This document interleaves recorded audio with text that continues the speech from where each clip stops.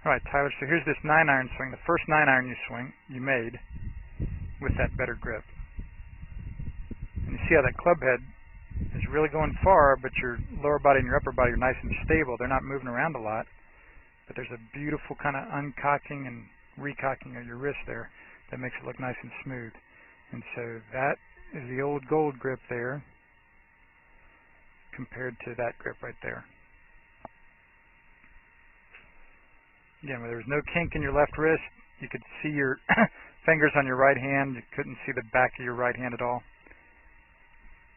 On the old gold, where here you have a good kink in your wrist, and you can, that line is kind of going right up toward your head between your right thumb and the rest of your right hand. That's what the old gold grip looked like up close, and that's what the new blue grip looks like up close. And this is more what you want it to look like. There's that kink in the wrist, left wrist, and that line between your thumb and the rest of your hand is kind of going straight up and down.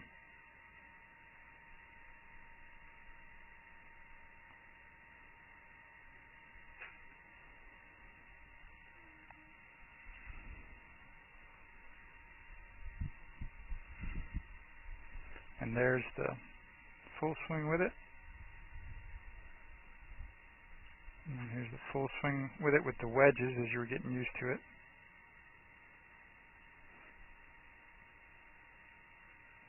There's kind of the backward L. The L back there and the L over there. L and the backward L.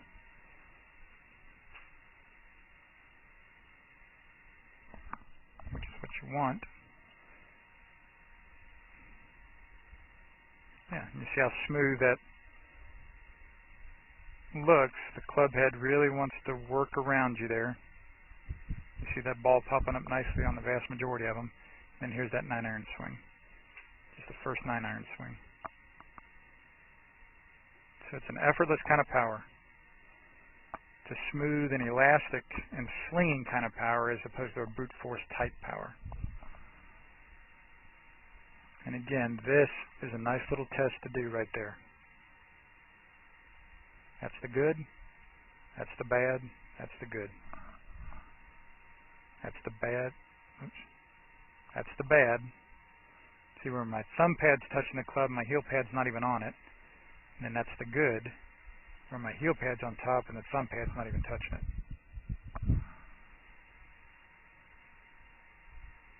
And that's the bad, where the thumb pad is on top of the club and the heel pad's off. So you can look in the mirror at that at home and look down, okay? But the main and the overall sensation there is it's much more in your fingertips of your right hand too. The right hand is mainly in your fingertips, and you see the thumb more in the line instead of your fingers. And the left hand, you see the kink in your wrist, the heel pad's up on top. Those are the main ways to remember it. Oh yeah, yeah. All right, man. And again, you had the same kind of reactions that almost everybody does. It's like, oh man, I don't know if I can hit it. This feels crazy, stupid. And I agree, Joel. You know, and I say, I agree, Tyler.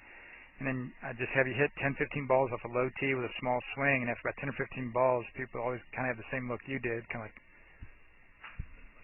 okay, yeah, that's kind of different. That was kind of relaxed. And then you hit maybe a few more with the longer ones, and you start to say, oh, I kind of like this.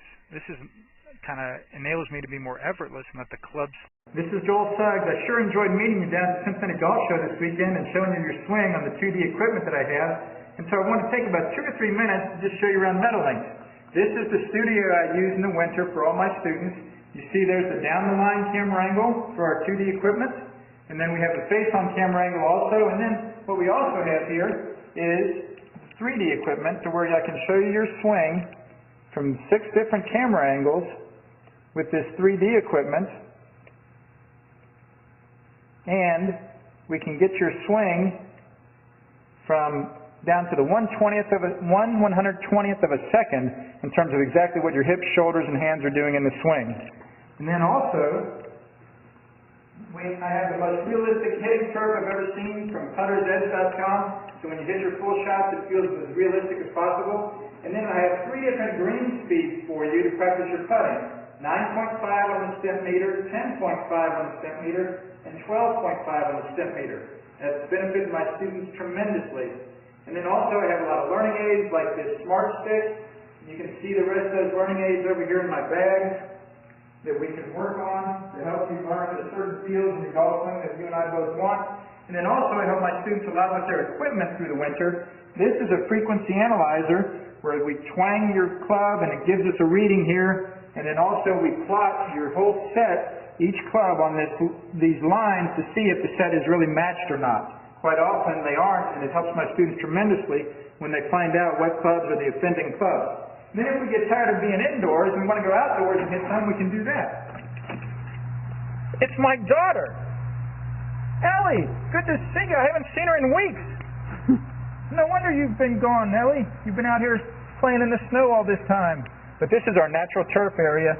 This is closed until April, as you can see. But it's a fantastic area where we can step outside and hit some balls and get some real ball flight. Or, if we get pretty satisfied and think they're looking better on the video here, we're kind of cooped up inside and want to go outside, we can step on out and hit balls and see real ball flight for about 5 or 10 or 15 minutes, however long you and I can stand the cold, out into the air, and we see them land at these different flags. I have a yardage book for this driving range. It's the first one I've ever seen in my life where we know exactly what it is for the front, back, and middle of each green. And again, the covered area here is heated, so we stay out there for about 5, 10, 15 minutes, like I said. It enables us to see some ball flight, and then we get satisfied that things are looking the way we want, and we can come back inside,